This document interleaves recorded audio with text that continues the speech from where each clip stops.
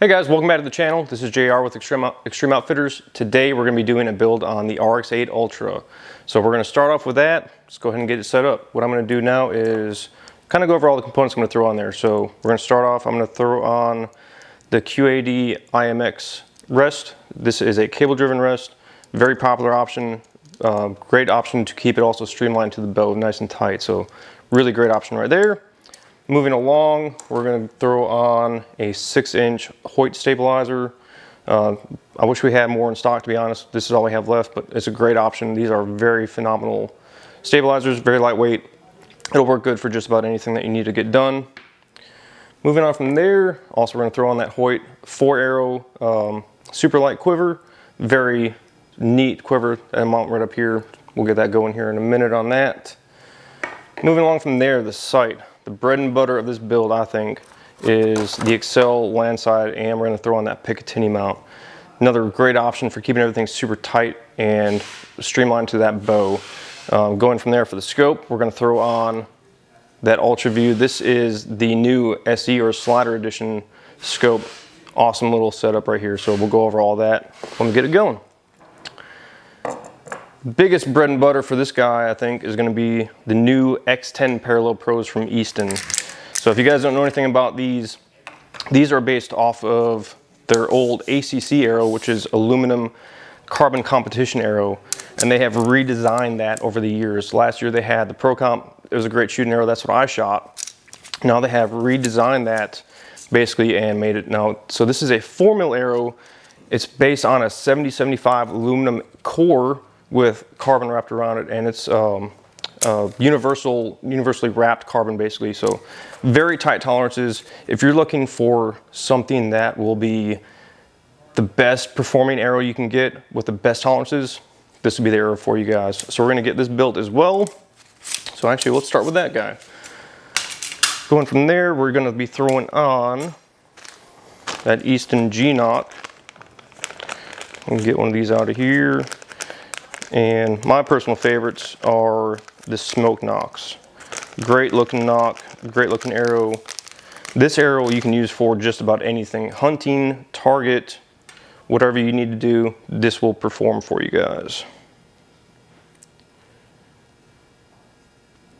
Going from there. So what I like to do also is I like to get everything lined up. I'm gonna have that Easton logo facing up. That's why I like to get everything going. Got our nifty tool to put that knock in there. See that guy in there? That sees really, really well. That's a great looking arrow, guys. All right, let's get that rest thrown on there. So we'll do a little bit of talking about the bow as well. So this is the RX8 Ultra. I'm gonna set it at 30 inches, 70 pounds, and 85% let off. Going from there, the specs on it, it's rated for, the IBO is 332 is what we're looking at on speeds. It's got a brace height of 7 1/16 inch for your brace height right there. And this is a 34-inch axle. And the overall weight of the bow is coming in at 4.4 pounds. So it's a very, very good setup right there. I'm kind of basing this build off of pretty much whitetail hunting. You could use it basically anywhere, Midwest, over here on the East Coast, wherever you need to do it. I'm gonna try and get that arrow to be roughly about 450 grains. So that way we'll be looking at speeds close to 300 feet per second at 30 inches. It's kind of what I'm going for. So cool thing with this is you got that little reference mark on the side of the riser right in that burger button. And you have that arrow that goes on there from that QAD rest. So you're able to get that locked up really nice and tight right there. It's really good starting point, reference point. And going from there, we'll get our knock sets and D-loop on there. I've already pre-staged it for 30 inches on the draw length. All right, got that guy. Let's get this arrow going. So this is still a bare shaft, uncut. We're gonna get that guy cut and everything as well. Let's get everything leveled up. Looking good right there. Perfect. All right. So when I'm setting everything up, I always do soft knocks or knocking points. Just a way to help make sure that we're getting everything set in the right spot and also it will actually help alleviate knock pinch. So if you set them right, it's a great tool to make sure you're getting everything set. I always like to get it leaned over. Gives yourself a good working area. I'm going to take that guy off. Another nice thing about that Q80 rest is pretty much right out of the gate, it should be pretty much set for your center shot for your left and right. So I like to set everything at 13/16, and then we kind of go from there if we need to tune or do anything like that, shimming wise. I did also forget to mention these are 300 spine arrow, and we're just be throwing on the Easton's titanium outsert. We're still waiting on all the new outserts and inserts that they have released. They haven't shown up quite yet. So hopefully we'll get some of those here shortly, and then we can do another video on all those. When Cody was here from Easton, he brought some samples with him, and they look really nice. They fit extremely well into the shafts. So it'll be a nice new addition in their lineup.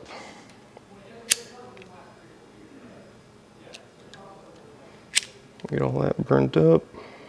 All right, and as I've said before, I like about 4 inches of D-loop material. It works really well for that. Good length. That way you're not having too much excess. And also to cover, guys, I know we've covered it before. This is that new color from Hoyt. That's called the Tombstone. It's that grayish color. I think it's really sharp looking. Get that guy burnt up. Mushroom it out a little bit because it's something to bite onto. See, look at that. That was perfect. I don't have to cut anything off. I'm just gonna leave all of it on there. Get that guy pressed down. Oh yeah, that'll be perfect. We'll just leave all that on there. D-loop pliers. Get that guy pinched down. That's about a perfect D-loop right there. We'll go ahead and start throwing all the accessories on. Start making this thing look like a bow. Really nice feature about that Picatinny mount is if you want to take it off, all you gotta do is undo that set screw right there, and you can pop it right off. So if you're gonna travel or you wanna make sure it doesn't get bumped or anything like that, you always have a reference point to get it back to. It sits up there really, really nice. All right, we'll throw this scope on here. Another nice thing with the new scope from UltraView is on the slider edition, so they've actually redesigned the whole housing. So that way, there used to be 4 set screws on both sides, and now there's only 2, and they actually have this so you can actually back the screws all the way out. So I know that happened before where sometimes they'd come loose and you'd end up losing a set screw.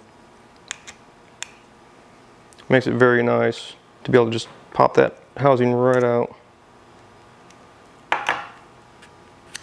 Just like that. So we take that lens cartridge, or the cartridge out of there. Now I can get my screw on, or my shaft. Yep, okay, so I'm gonna have to get a different mounting bolt for that. Easy fix. Let's move on. So we will finish that up here in a minute. Let's go ahead and throw this quiver on. One of the really nice things with this quiver is you got that preset bushing up here. So all I gotta do is throw that guy on there, and that guy should sit, I believe, on this side, just like that. There we go. All right, another thing I like to do, so it does come with that little stubby stabilizer, but to replicate having a longer stabilizer, since I'm using that shorter one, is I'm gonna take that stubby off and we'll throw that 6-inch down here. So since that riser has such a nice swoop to it, it's already sticking out a good almost 4 inches from where the grip is. So that's already acting almost like a 10-inch stabilizer right there. So that can help you a lot with that. All right, we are getting ready to move on. We're gonna get that cable tied in there in a minute. And then I gotta get that arrow cut. We're gonna fletch it up as well. I'm gonna do a 3 fletch on the DCA mini sabers. So these are newer vein that came out from DCA this year, and they're a smaller profile than their super sabers. So these will work really well, especially if you're gonna take long shots on anything. I think they work really well. I've even shot them with fixed blades out to past 80 yards, and they still seem to steer the arrow very well. So I'm very, very excited about their vanes. Going with that flow green, it'll give it a nice little pop. All right. So I always prime my vanes, whether I'm using bonings or AEs. I always prime them just to make sure. I'm gonna throw some dabs of glue on here. So what I do is I like to get a couple dabs of glue along that base of that vein in that valley, and then I just kind of spread it out. And I've got this set up for, it's roughly about a 2-degree right helical.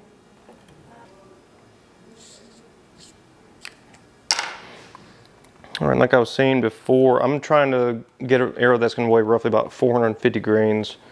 I feel like it's an overall good arrow weight for just about anything in North America. You could go a little bit heavier, especially if you're going to go for elk or something like that. It wouldn't hurt to go a little bit heavier, but in a pinch, if you need an arrow that can do anything, I think that's a good weight, anywhere from 450 to 500. And something you could always do as well is just go to a heavier head. So I'm just going to run this with a 100 grain head to keep us around that 450 mark. But if you go to like a 125 or even a 150, I mean, you can get that extra weight. Give you a little bit more front and center weight as well, so give you a little bit extra punch when the arrow impacts.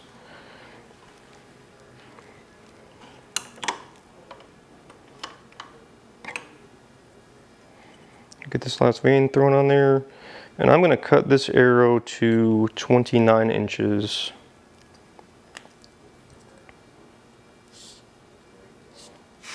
And that's carbon to carbon. We try to do everything carbon to carbon length.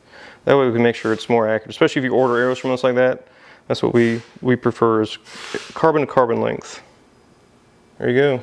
It's roughly about, like I said, about a 2-degree right helical. Great looking arrow. Great flying arrow.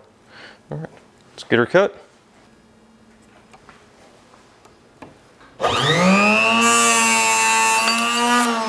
There we go. Nice clean cut. I will finish that up with my square. Get that guy squared off. And then I've still got to get the inside of that shaft cleaned out as well. I run it on our square a few times just to make sure it is nice and even. Give it a look. Oh yeah, that looks really good. Always good to make sure you get that inside of that shaft cleaned up. Make sure that glue will sit better. I'm just going to hot melt these guys in to make sure that it stays on. It's always a good way to do that as well when you're testing out. So that way if you need to maybe cut a little bit more off that arrow shaft, you can just heat it up, get that insert back out without having to damage the shaft. So, all right. So as I stated before, these are the titanium, basically almost like a half-out system. These are 55 grains, if I remember correctly. 55.9 grains. Beautiful. Fits pretty good. All right, like I said, I'm going to use some hot melt.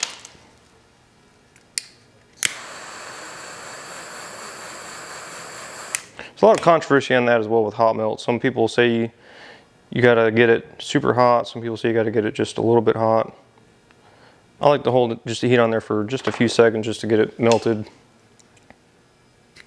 Get it started in there, heat it up a little bit more, and get that guy to set. All right, so we'll let that cool for a second, and we can go ahead and finish up getting this sight mounted. Perfect. If you guys don't know anything about UltraView as well, with that new slider edition scope, your middle pin is actually fixed. So that way, when you're getting it sighted in, your best way to do it is to get that middle pin set for 30 yards. And then that way you can adjust your 20 and 40 or whatever you want to have it before then. But it's recommended to do 30 yards for that middle pin. Awesome little system right here. So you got your light right here, turns on. You got 10 different brightness settings, and you have an independent light as well for that bubble. So if you hold the power button for a few seconds, it'll actually turn that bubble light off. Really cool feature on that. And another nice thing as well with that is it will automatically turn off after 4 minutes.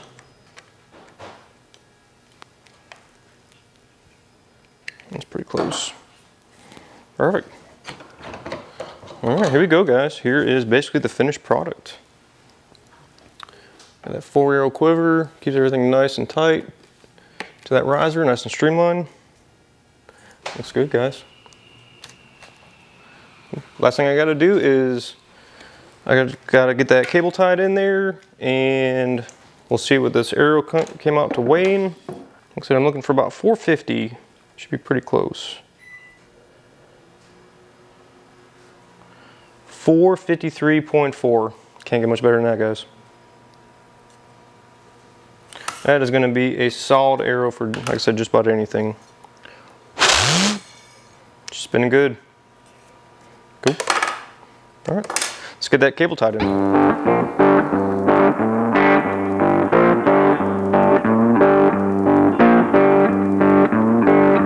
All right, guys, so we got it all built now. So let's see what the bow is coming in weight-wise. The dry weight of the bow should be roughly 4.4 pounds. And with all the stuff on here, we're coming in at a measly 6.3 pounds. That's not bad, dude. That's gonna be a good bow.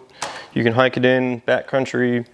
Even if you wanna have this as one bow to do everything, you know, you got it for 3D shooting, hunting, whatever you wanna do. Be a great bow for anything. Cool. All right, let's see what the bow is pulling. And what everybody's waiting for is those speeds, I'm sure. All right, let's just make one more double check, make sure I got it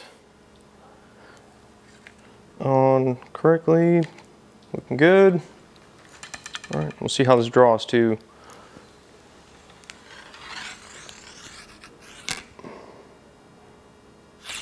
It's actually got a nice valley to it. It's coming in hot too, 74.6 pounds, holding 10.2. So we will take a turn out of those limbs, because you know everybody wants 70 pounds, right? So we will get it as close as we can. Let's take a turn out. Draw cycle feels really good on the bow. That new cam that they designed with the 1/4 inch draw length adjustments is actually a really nice feature. That HBX Exact cam, because you can get it exactly how you want it. All right, let's test it one more time.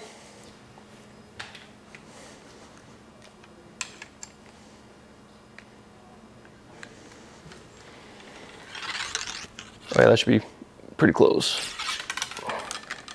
70.9. Take a butt hair off. For all those naysayers out there, I'm just gonna bump it.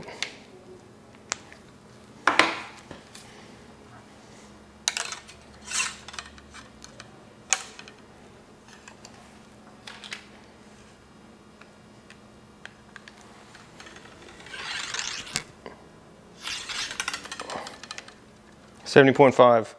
I'm calling that close enough. All right, now the fun part. Let's see what she's shooting. Got my nifty hinge. All right, here we go. Yeah, that pulls extremely good. Very smooth.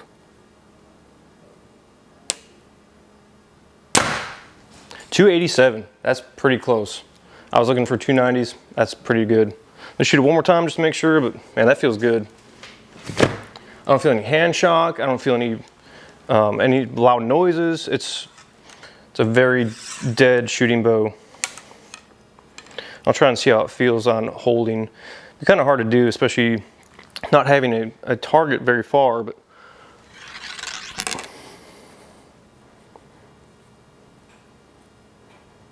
it feels very stable.